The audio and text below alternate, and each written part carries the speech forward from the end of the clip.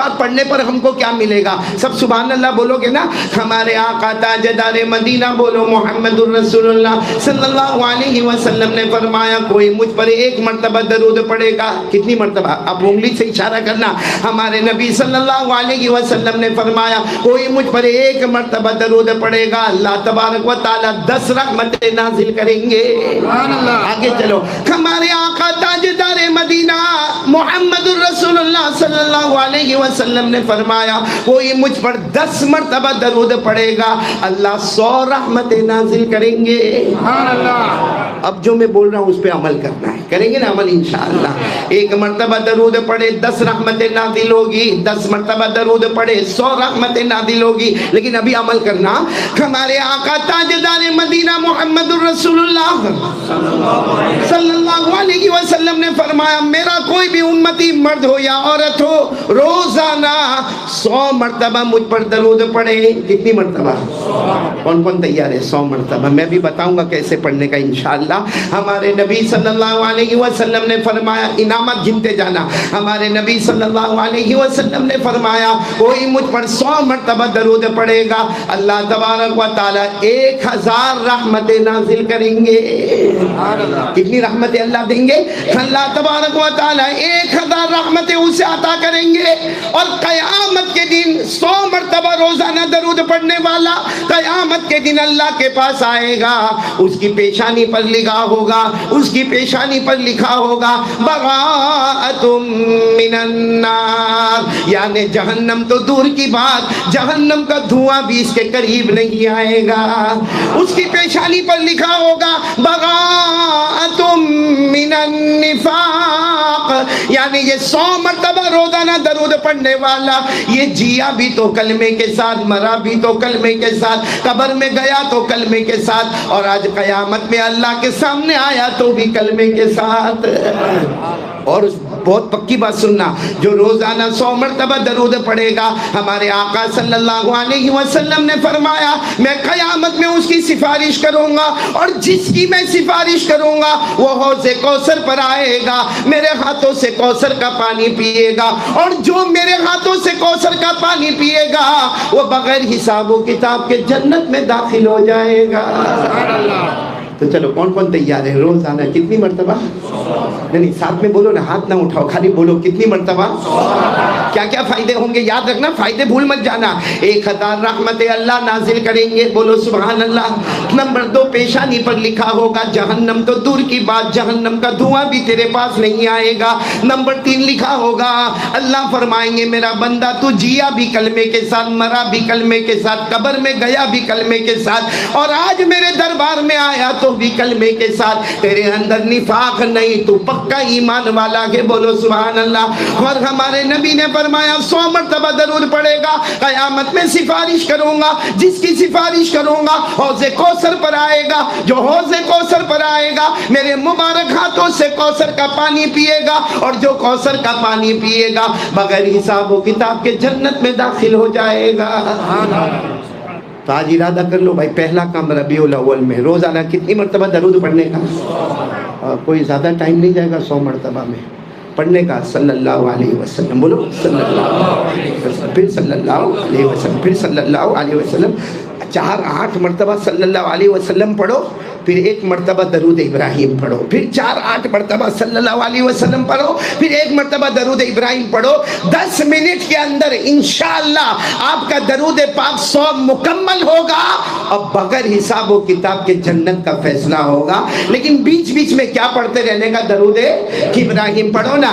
اللہم صلی علی محمد وعلی آل محمد کما صلیت علی ابراہیم وعلی آل ابراہیم انک حمید مجید. سب پڑھے اللہم بارک علی محمد وعلی آل محمد کما بارکت علی ابراہیم وعلی آل ابراہیم انک حمید مجید. اللہ تبارک و تعالی ہمیں توفیق دے. روزانہ کتنی مرتبہ؟ اچھا ہم پڑھیں گے درود پڑھیں گے انشاءاللہ. اب ہاتھ اوپر کرو پڑھیں گے انشاءاللہ 100 مرتبہ پڑھیں گے نا انشاءاللہ. اچھا ہم پڑھیں گے ہمارے نبی کو فائدہ ہوگا. ہم کو تو فائدہ ہوگا، 1000 رحمتیں ملے گی، جہنم حرام ہو جائے گی، قیامت میں نبی کی سفارش ملے گی، ہاں ایمان کے ساتھ اللہ کے دربار میں جائیں گے، جنت میں جائیں گے، ہم درود پڑھیں گے، بولو انشاءاللہ 100 مرتبہ، لیکن ہمارے نبی کو فائدہ کچھ بھی نہیں، بولو کچھ بھی۔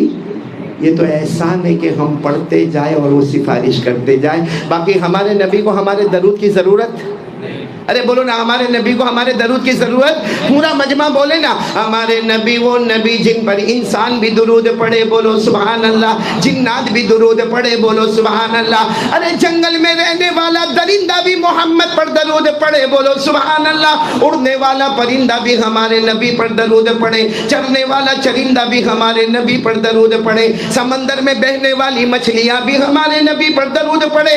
اللہ ہم کو حکم دیتے ہیں یا ایھا الذین آمنوا صلوا علیہ وسلموا تسلیما، اللہ ہم کو حکم دیتے ہیں کہ میرے سارے بندے اور بندیاں میرے نبی پر درود پڑھو، اللہم صل علی محمد النبی الامی وعلی آلہ وسلم تسلیما۔ تو ہم سب پیارے نبی پر درود پڑھتے ہیں، لیکن ہمارے نبی کو ہمارے درود کی ضرورت۔ ایک سوال ہوتا ہے، ہم سب درود پڑھتے ہیں نا ہمارے نبی پر، بولو نا صلی اللہ، اور جب قیامت کا جھٹکا آئے گا ہم سب ختم، بولو ہم سب، نہ انسان نہ جنات نہ چرندے نہ درندے نہ پرندے، کوئی بھی زمین پر باقی نہیں، سب ختم ہو جائیں گے۔ تو سوال ہوتا ہے کہ جب ہم سب ختم ہو جائیں گے، جیسے اللہ نے فرمایا سورہ یاسین میں فرمایا، سورہ یاسین یاد ہوگی میرے ساتھ میں پڑھو، اللہ نے فرمایا ان کانت الا صیحۃ واحدہ فاذا هم خامدون۔ اللہ تبارک و تعالیٰ فرماتے قیامت کا پہلا چیخنا ہوگا، پہلی پکار ہوگی، قیامت کا پہلا جھٹکا ہوگا، نہ انسان نہ جنات نہ چرندے نہ درندے نہ پرندے نہ زمین میں کوئی۔ تو سوال ہوتا اس وقت ہمارے نبی پر درود کون پڑھے گا؟ بھائی اس وقت ہمارے نبی پر درود کون پڑھے گا؟ کوئی ہوگا ہی نہیں۔ اللہ فرماتے تو فکر مت کر، میرے فرشتے درود پڑھیں گے، بولو سبحان اللہ۔ میرے نبی پر کون درود پڑھیں گے؟ میرے فرشتے۔ لیکن جب قیامت کا دوسرا جھٹکا آئے گا، جس کو بعض مفسرین نے کہا ان کانت الا صیحۃ واحدہ فاذا هم جميع لدینا محضرون، اللہ تبارک و تعالیٰ فرماتے جب دوسرا جھٹکا آئے گا، فرشتے بھی نہیں، جبرائیل بھی نہیں، حضرت میکائیل بھی نہیں، حضرت اسرافیل بھی نہیں، حضرت عزرائیل بھی نہیں، کوئی فرشتہ نہیں۔ اب سوال ہوتا اب نبی پر درود کون پڑھیں گے؟ کیونکہ اب تو فرشتے بھی نہیں۔ اللہ فرماتے فکر مت کر، میں خود اللہ اپنے محبوب پر درود پڑھوں گا، بولو بولو سبحان اللہ، بولو ہمارے نبی پر درود کون پڑھیں گے؟ تو جب اللہ درود پڑھتا ہو تو ہمارے درود کی کیا ضرورت ہے بھائی؟ اور یہ قرآن میں لکھا، پارہ نمبر 22، پورا مجمع پڑھے گا، ان اللہ وملائکتہ یصلون علی النبی، اللہ تبارک و تعالیٰ فرماتے میرے فرشتے میرے محبوب پر درود پڑھے، لیکن اگر وہ بھی نہ رہیں گے، اللہ فرماتے میں خود اپنے محبوب پر درود پڑھتا رہوں گا۔ تو میرے پیاروں پڑھیں گے نا درود، پڑھیں گے نا انشاءاللہ؟ نہیں بولو نا پڑھیں گے نا سب انشاءاللہ؟ ایک بات بہت پتے کی بتاتا ہوں، سب سنیں گے انشاءاللہ؟ قیامت میں ایک منزل آتی ہے، ہم قیامت میں الگ الگ منزل آئے گی، اس میں سب سے خطرناک منزل ہوگی نا جب اللہ کے ہاتھ میں ترازو ہوگا۔ کس کے ہاتھ میں ترازو؟ اچھا وہ ترازو کیسا ہوگا؟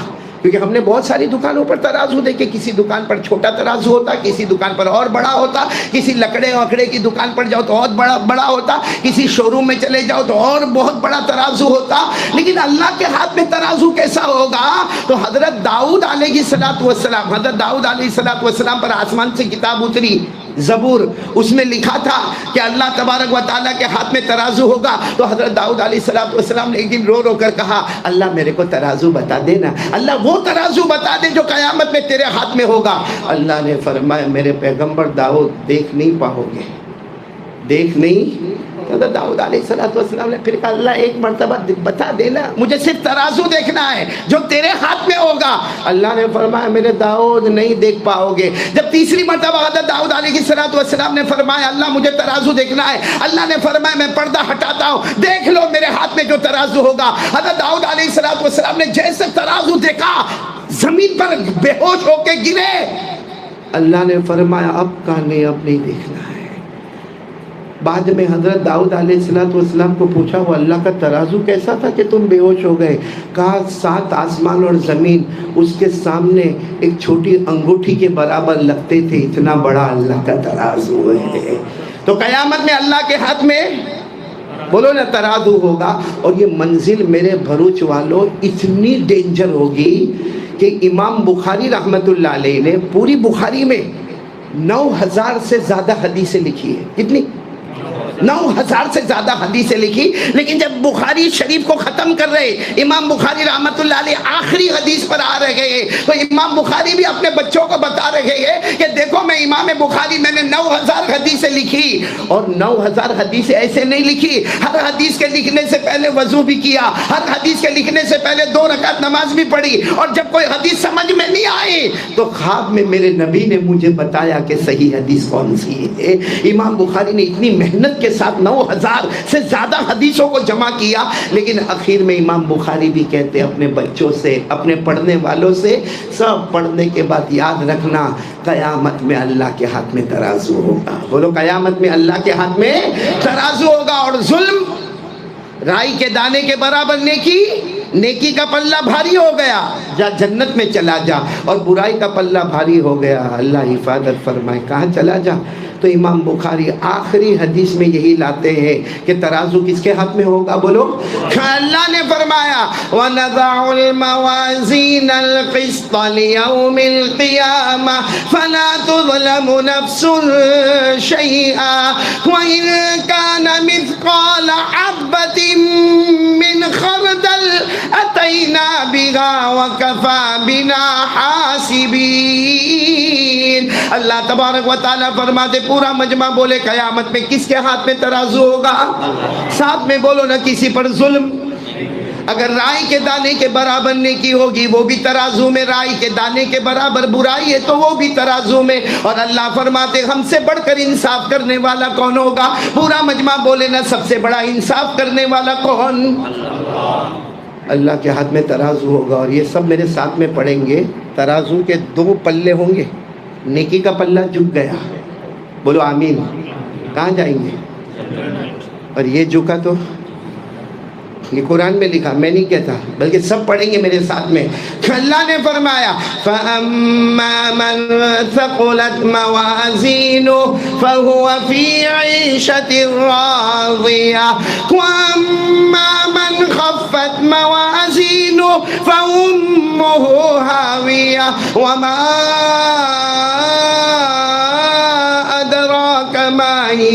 نار حامیہ۔ اللہ فرماتے اگر تیری نیکی کا پلہ بھاری ہو گیا جا خوشی خوشی جنت میں داخل ہو جا، اور برائی کا پلہ بہت خطرناک جہنم میں جانا ہوگا۔ آپ کو معلوم ہے قیامت میں اللہ ایک ایک کو بلائیں گے، آؤ اللہ کے ہاتھ میں، فرشتوں کو کہیں گے رکھنا شروع کرو، نیکی کا پلہ جھک گیا اللہ خود کہیں گے جا میرا بندہ جنت میں جا، برائی کا پلہ جھک گیا اللہ کہیں گے جا میرا بندہ جہنم میں جا۔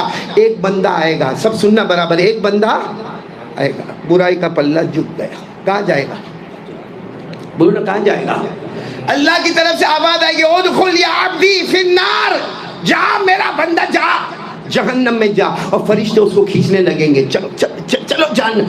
اور اس وقت کہے گا اللہ نہیں، اللہ میرے کو جہنم میں مت لے کے جا، اللہ بہت ماریں گے، اللہ بہت مارا جائے گا، پورا بدن کالا ہو جائے گا، اور اللہ پورے بدن کو جلا دیا جائے گا، जला नहीं दिया जाएगा, पका दिया जाएगा।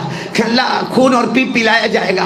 अल्लाह बड़े बड़े वो कांटे मेरे गले में अटका दिए जाएंगे। अल्लाह मेरे को बचा ले। अल्लाह फरमाएंगे मेरा बंदा दुनिया में अगर मांगा होता मैं तुझे माफ कर देता। अभी तेरा नामा अमल देख, तू दारू भी पिया, तूने जुआ भी खेला, तूने माँ बाप की नाफरमानी भी की, तूने नमाज भी छोड़ा, तूने कुरान पाक को भी छोड़ा। अल्लाह कहेंगे तेरा बुराई का पल्ला भर गया, जा जहन्नम में चला जा। और फरिश्तों उसको खींचेंगे। फिर कहेगा, फरिश्तों को कहेगा मत खींचो ना, मेरे को अल्लाह से बात करने दो ना।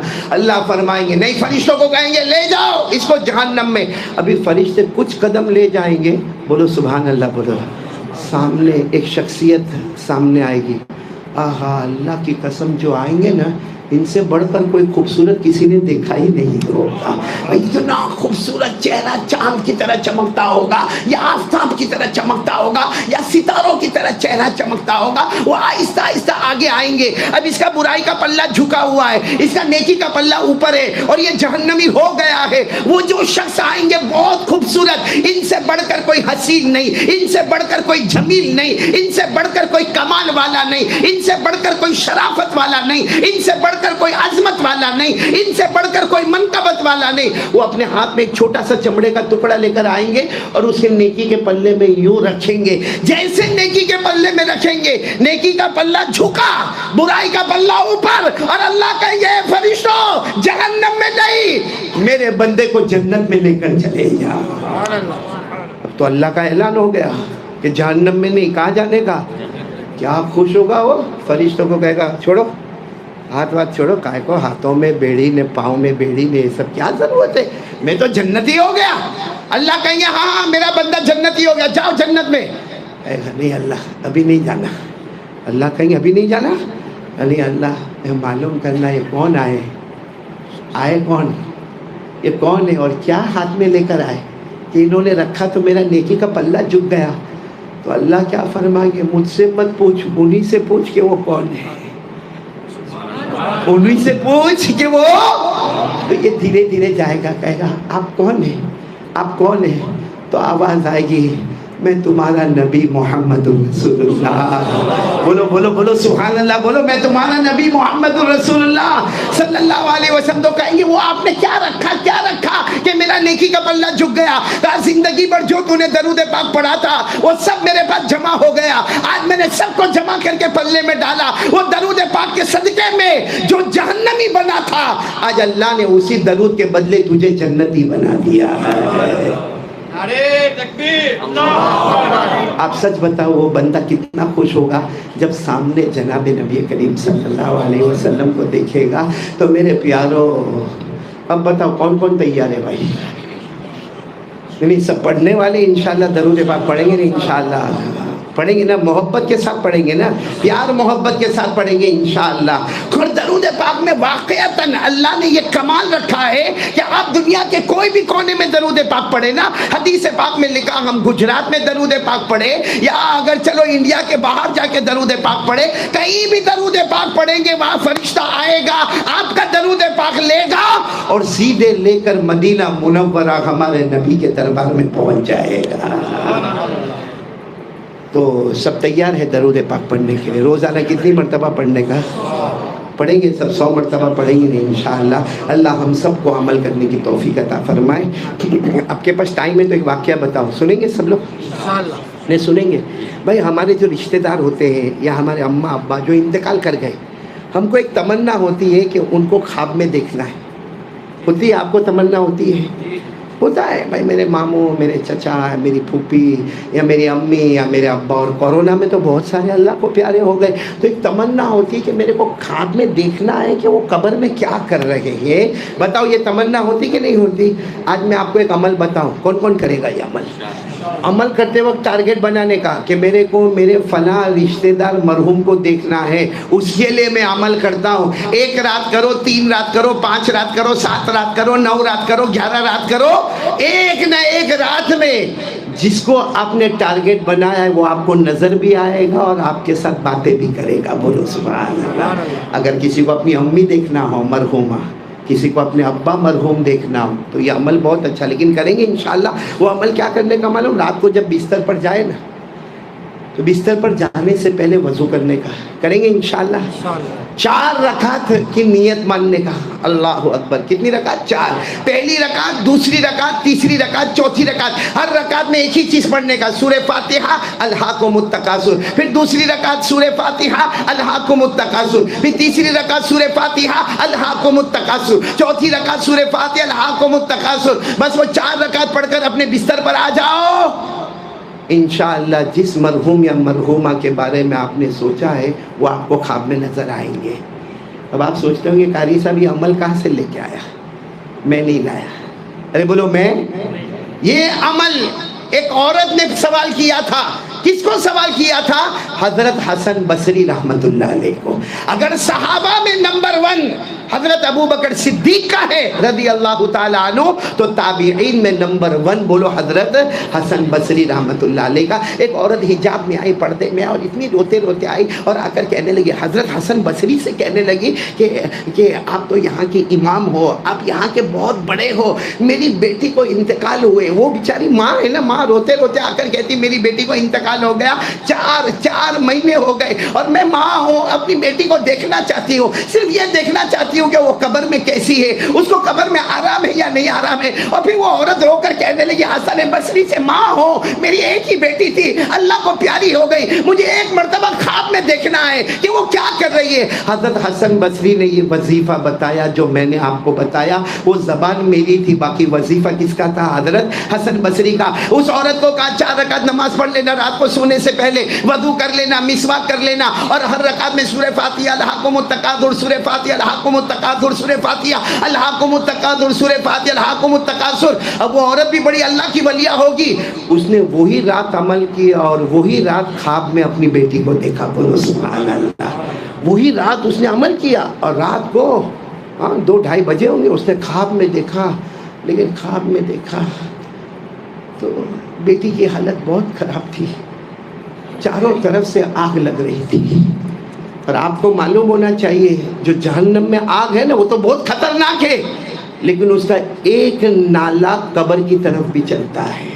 جہنم کی آگ کہاں پر آتی ہے؟ بولو قبر میں آتی ہے. اس نے اپنی بیٹی کو دیکھا، بالکل آگ میں چاروں طرف سے آگ آ رہی ہے اور معلوم نہیں بڑے بڑے لوہے لائے گئے ہیں، اور کبھی اس کے سر کو پھوڑا جاتا ہے، کبھی اس کی آنکھوں کو نکالا جاتا ہے، کبھی اس کی ہڈیوں کو توڑا جاتا ہے، کبھی پسلی کو پسلی سے ملایا جاتا ہے، کبھی قبر میں بڑے بڑے سانپ نظر آتے ہیں. اب اس عورت نے اپنی بیٹی کو اس حال میں دیکھا تو فوراً آنکھ کھل گئی اور زور سے کہا اللہ اکبر. یہ کیا ہوا؟ بس خواب تو مکمل ہو گیا، لیکن اپنی بیٹی کو کس میں دیکھا؟ قبر کیسی بن گئی تھی؟ جہنم. اور میں نے آپ کو کہا جہنم میں تو آگ ہوگی، لیکن اس کا ایک پائپ کہاں پر لگا ہوا ہے؟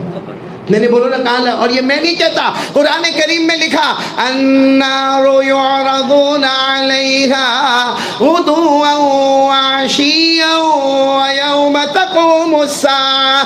اللہ تبارک و تعالیٰ فرماتے قیامت میں تو جہنم کا جلنا جلنا ہے، لیکن وہ جہنم قبر میں بھی آئے گی، اس کی آگ قبر میں آئے گی، صبح بھی آئے گی، شام بھی آئے گی. اللہ حفاظت فرمائے. اب وہ عورت تو بیچاری اٹھی رات کو. اب رات کو بیچاری عورت کیا کرے؟ صبح فجر کے بعد سیدھے دوڑی حضرت حسن بصری کے پاس گئی. کہا اللہ کے ولی آپ نے کیا عمل بتایا؟ کاش میں نے آپ کو پوچھا ہی نہیں ہوتا وہ عمل. حضرت حسن بصری نے فرمایا کیا ہوا؟ کہا وہ میں نے عمل کیا، میری بیٹی کو دیکھا. تو حضرت حسن بصری نے کہا تو تمہاری تمنا پوری ہو گئی؟ کہا نہ، قبر جہنم کا ٹکڑا بنا ہوا ہے، لوہے سے مارا جاتا ہے، دماغ پھوڑ دیا جاتا ہے، پھر بنایا جاتا ہے، ہڈیوں کو توڑ دیا جاتا ہے، پسلی کو پسلی سے ملایا جاتا ہے، آنکھوں کو نکالا جاتا ہے، چاروں طرف سے قبر میں جہنم کی آگ آتی ہے. حضرت حسن بصری نے کیا فرمایا؟ میں کچھ نہیں کر سکتا، مجھے تو وظیفہ بتانا تھا، میں نے بتایا.